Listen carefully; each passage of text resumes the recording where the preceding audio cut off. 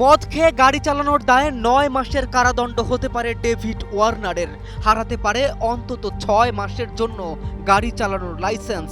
অস্ট্রেলিয়ার আইন তো এমনই, আপনি যত ক্ষমতাধর ব্যক্তি হন না কেন কিংবা যতটাই জনপ্রিয়, আইন আপনার ক্ষেত্রেও সমান আচরণ করবে। ক্রিকেট ক্যারিয়ারে কলঙ্কিত অধ্যায় ছিল বল টেম্পারিং, যার জন্য ক্রিকেট থেকে নিষিদ্ধ ছিল। এবারের সব সমালোচনাকেও ছাড়িয়ে গিয়ে মদ কাণ্ডের এই ঘটনায় লজ্জায় ফেলেছে ভক্তদের। সময়টা এখন কঠিন যাচ্ছে ডেভিড ওয়ার্নারের সামনে। মদ্যপ অবস্থায় গাড়ি চালানোর দায় স্বীকার করায় অস্ট্রেলিয়ার আইন অনুযায়ী তার সর্বোচ্চ ৯ মাসের কারাদণ্ড হতে পারে। পাশাপাশি গুনতে হতে পারে সর্বোচ্চ ২,২০০ অস্ট্রেলিয়ান ডলার জরিমানা।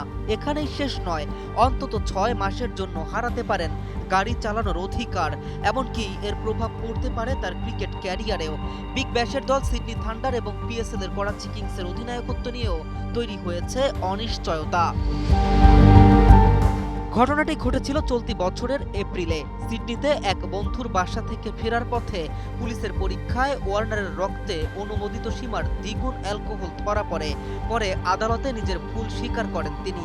তার আইনজীবীর ভাষ্য, ওয়ার্নার বুঝতে পেরেছেন তিনি বড় ভুল করেছেন এবং গাড়ি চালানোর বদলে ক্যাব ব্যবহার করাই উচিত ছিল। AKS অর্জন করল গিনেস ওয়ার্ল্ড রেকর্ডস। AKS